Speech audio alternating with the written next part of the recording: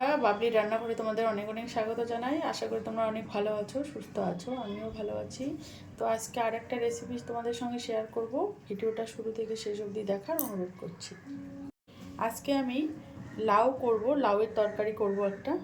এখানে আমি কাতলা মাছ নিয়েছি পরিমাণ মতো, যতটা আমার দরকার নিয়েছি। আর নিয়েছি এখানে লঙ্কা কেটে নিয়েছি, আর পেঁয়াজ নিয়েছি, আর ককোয়া রসুন থেতো করে নিয়েছি।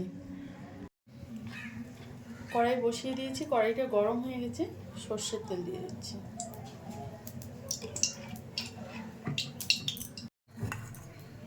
মাছটা ছেড়ে দিচ্ছি।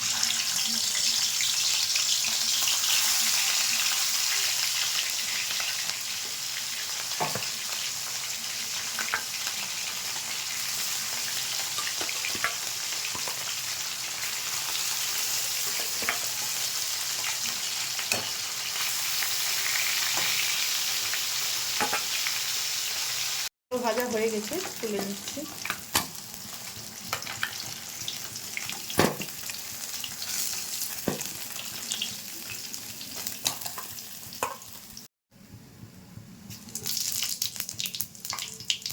পেঁয়াজ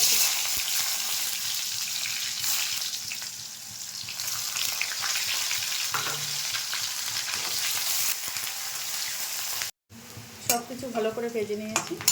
এবার লাউটা দিয়ে দিচ্ছি।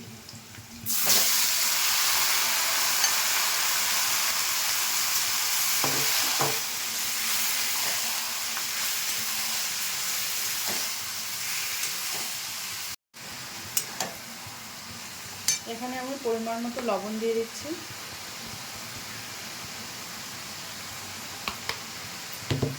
হলুদ গুঁড়ো,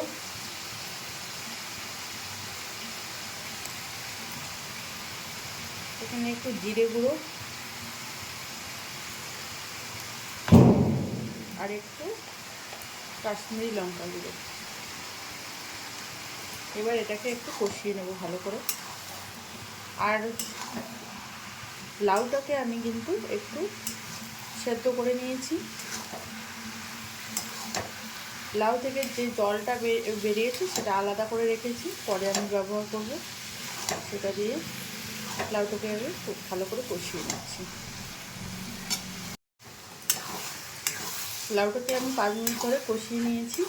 আর লাউটা কিন্তু একদম গলে গেছে, যেহেতু আগেই আমি লাউটাকে সেদ্ধ করে নিয়েছি।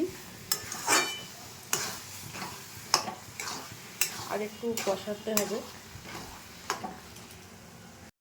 লাউটাকে আমি খানিকক্ষণ কষিয়ে নিয়েছি, 15 মিনিট খানিক। এবার আমি জল দিয়ে দেবো পরিমাণ মতো, এটা গরম জল।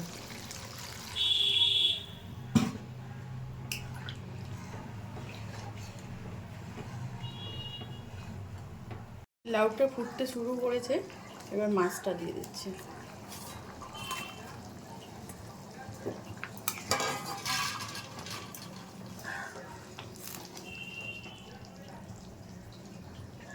কিছুক্ষণ জাল করে নেব।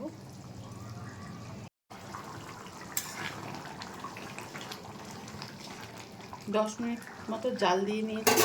এবার ধনেপাতা দিয়ে দিচ্ছি।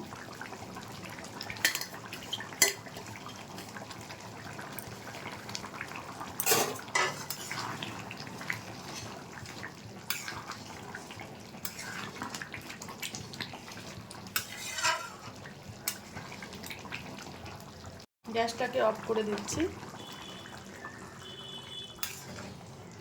তরকারিটা একদম রেডি হয়ে গেছে। তো বন্ধুরা, কম মশলায় এরকম রেসিপি তোমরা কে কে খেয়েছো কমেন্টে জানাবে। আজকের রেসিপি কেমন লাগলো সেটাও কমেন্টে জানাবে। যদি ভালো লাগে লাইক, শেয়ার, কমেন্ট এবং সাবস্ক্রাইব করবেন চ্যানেলটাকে। ফিরে আসছি নতুন কোনো রেসিপি নিয়ে, নতুন কোনো দিনে। ভালো থাকবেন, সুস্থ থাকবেন।